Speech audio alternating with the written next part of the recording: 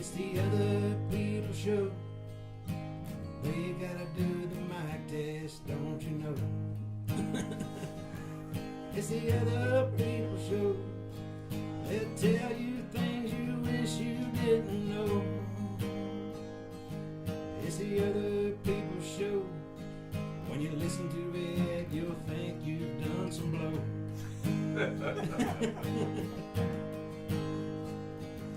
It's the other people show. We'll have so much fun, it'll go so fast, it'll never go slow. Now, what's your official title in this particular production? Writer, director, or producer. Okay, so you like all the big stuff. You had rather be behind the scenes.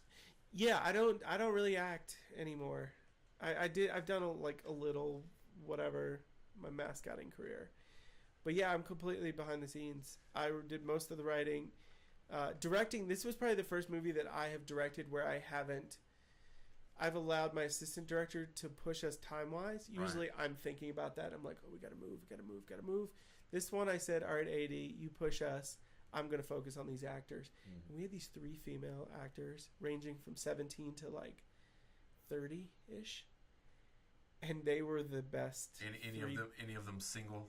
All 3 of them. Well, 2 of them single, except one of them 17. So I don't think. Oh yeah, 17. I wasn't saying for myself. Give them a couple of years, but I don't know if they were single or not. Asking for a friend. Huh? Yeah, I don't really know if they were single or not. But I just met them all, and they were so good. Now, I don't want to give anything away, but I did see it looked like that you were at an airfield or something. Maybe. Okay. I saw what I thought was a plane. Maybe. Or a couple planes.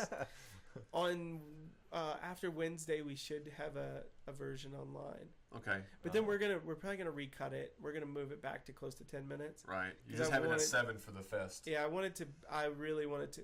It really just makes me want to cry. It's so good. I'm very excited to see this. It's the director's cut will be coming out soon after. And it's so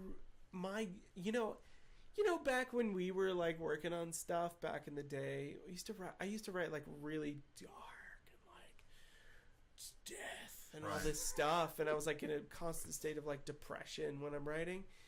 And then I don't know, about like 6 years ago, I was like, you know what? Like that's too much. It takes too much like out of my soul to do that. So I was like, I'm just gonna write fun stuff. And so the first half of the film is so absurdly ridiculous. Like it's so unbelievable. But then the whole second half of the film is a lot more serious. Right. There's fun to it, but it's a lot more serious. And we have just kind of like a cool little message at the end of it. Okay. About well, I don't want to get Do you have a title? It's called Closer Than a Sister. Okay. I knew I wanted to do a female cast. Okay. I knew that for sure. Is it all female? The 3 leads are female. Okay. Yeah, and it was kind of an ensemble, but yeah, the 3 leads are female, and then there's a few guys that are working around them, and then another female that comes in too. Okay. But and then the crew was so great. Now, how many people were on the crew? We had 26 total people. Wow. And I'd say that's 7 of those, 6 or 7 of those were cast. Okay. So the other 19 were crew. Wow. Yeah, the 3 times that we've done the Lynchburg one, we had a crew of 30 people, 31 people, and then 26 people. So a very big crew. Big crew. And then Ed Burns would be jealous. I know. I know. We just like to let people get on set because it's just a fun exercise. Yeah. We want to make feature films. We want to make big films. What did you shoot with? We shot with a Sony AS7, which is a DSLR, a Sony DSLR. It shoots in 4K. And then our DP, he brought the camera in. I'd never worked with it before. And then he brought in this anamorphic cinema lens.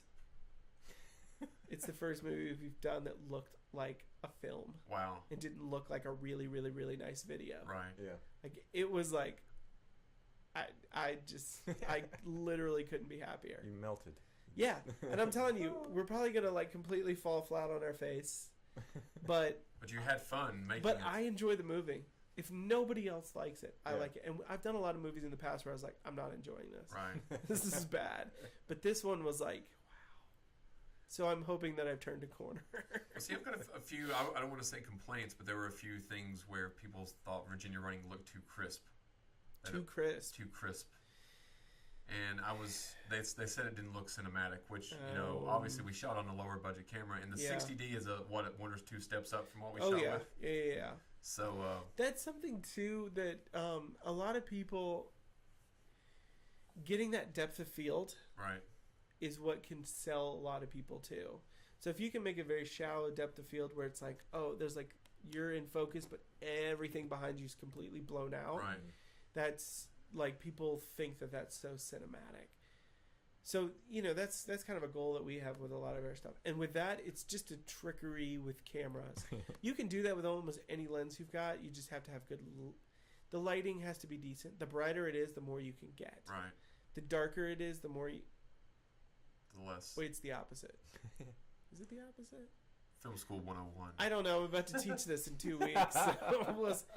You want to teach this in the class? Yeah, I teach for video production. Can I go in? Can I just come sit on in one of in, your man. classes? You should. I really will. I've taught you. I haven't taught you anything. I need to learn. We've talked about a lot of the stuff. I teach a lot of composition, but I also teach a lot of like telling a story, because a lot of these guys they want to know how to run the camera and all this. But I'm like, you can run camera, you can make it look pretty, but if there's no story, what's the point? That's what I rewatched Looking for Kitty. Have you? Yep. And I haven't watched that in forever. I think that happened to be one DVD that was stolen as well. So I had to order it on eBay for like a couple bucks. Which the thing stinks about that is Ed doesn't get any money for that. Right. That's what I hate about. I try not to buy, but where else are you going to find that DVD? Yeah. That's the other problem. But I do. Exist. The commentary on that DVD is really great. Oh yeah. And then his book. Did you get his book? Mm-mm. He goes through and a lot of times I'll look, because that's kind of who I fashion what we can do now after what he does. So he goes through with each film that he made and talks about each particular film, even the ones he acted in. I'm primarily interested in the ones he's directed. But you're on low battery. Oh, are we? You might. It unplugged. Yeah. Okay. Okay. You're good now. Is it good? Still live. It's still right on my face. You get all camera to Jake today. But I've also really pumped Jake up to Tara. She's doing a lot of the behind the scenes stuff as far as like helping help motivate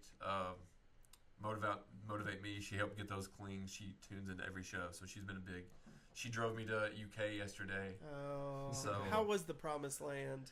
It was fun because was it raining? No, it's always raining. It rained a little on the way there, like because we left here at 3:45 a.m. What time was your surgery? It was at 9:30, but I had to be there at 7:30. Yeah, okay. So I went there, and it was raining on the way, and my nurse's name was Sarah Beth, and I had talked about. I said, yeah, my friend and I used to play at. We played at High on Rose. Yep. We played in the Cat's Den. Yep. Which is a terrible show, but we played. It was fun, but Yeah. But we played there, and then I talked about when you got your car towed, and she said that her husband had his car towed at that exact same McDonald's. And I said we went to McDonald's. We went to Tallyho. Yep. And she said it's not in that particular place now. It's moved somewhere else. Tallyho still exists? It still exists. Oh, I thought they got rid of it. Yeah, that's what I said. I said, I thought that they got rid. She said, no, they just moved the location. Oh, good. So, and then she named, we talked about that a little bit. This was as she's giving me an IV. Because I told her, I was like... And you haven't eaten since yesterday. 10 p.m. the night before. Yeah. And I pass out quite often with things like that. So I was actually... They had like a little brochure of what to expect, and I didn't read it all because it was like, yeah, you'll do this, then the IV. And Tara was like, did you read any of this in here? I said, well, I skimmed over it. So I was in there kind of shaking, not looking. And then I made a little Facebook video of me in I had the gown, but I'm laying in the bed, and I'm saying this might be the last time that you all see me. If it is, go check out the YouTube show. Now, somebody was going to call me if he died, right? So I wouldn't waste a trip up to here without. I know. Jake would have just. We'll be doing your memorial show. You show up and it'd be like, yeah, man. Well, as morbid as it sounds, I think that I'm going to record because you never know when you're going to meet your demise. So I think I'm going to record a farewell greeting to play, and at the funeral. You got to tell somebody about it and tell them where it is. I'll tell you two. Yeah. And YouTube. You two and YouTube. Just put it in a zip file and I'll put it on my Dropbox.